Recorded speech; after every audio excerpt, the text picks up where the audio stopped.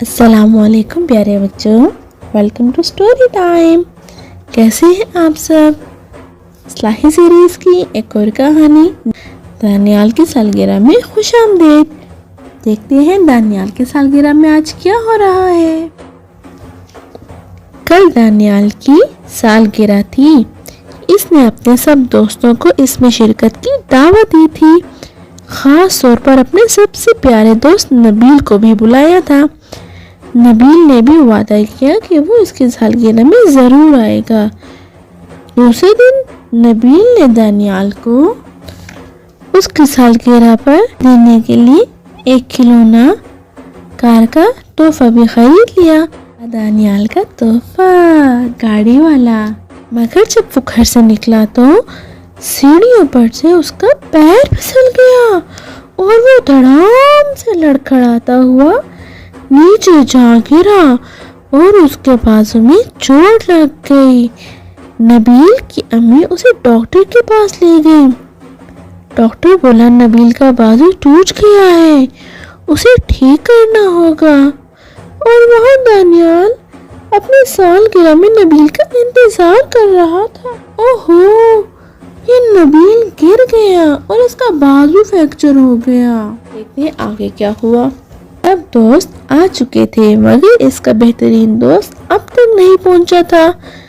नबील की अम्मी ने नबील से कहा उसका बाजू टूट गया है, अब वो अपने दोस्त की सालगिरह में ना जाए। मगर नबील ने अपनी अम्मी से कहा कि उसने दानियाल से शिरकत का वादा किया है। वो अपना वादा कैसे तोड़ दिए? दानियाल के घर की घंटी बजी और दानियाल ने जब दरवाजा खोला तो सामने नबील को खड़ा पाया।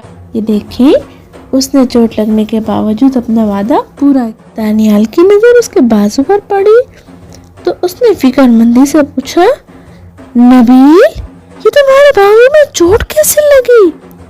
तो नबील ने कहा, मैं सीढ़ियां उतरते हुए गिर गया था। दानियाल ने कहा, तुम्हारे बाजू में चोट लग गई थी और तकलीफ में थे, तो मेरी सालगिरह में ना आते। नबील बोला, कैसे ना आता? मैंने तुम्हारी सालगिरह में आने का वादा जो किया था, मुझे अपना वादा पूरा करना था। ये उसके बाद फिर नबील, दानियाल और बाकी दोस्तों ने उसकी सालगिरह को सेलिब्रेट किया। तो हमने कहानी से क्या सीखा? जब किसी से कोई वादा करो तो उसे पूरा भी करो। तो चलिए कमेंट्स में बताइए आप अपना वादा पूरा करते हैं कि नहीं। और सालगिरह कौन मना रहा था? सालगिरह वाले दिन नबील के साथ क्या हादसा पेश आया? क्या नबील ने दानियाल की सालगिरह में शिरकत की?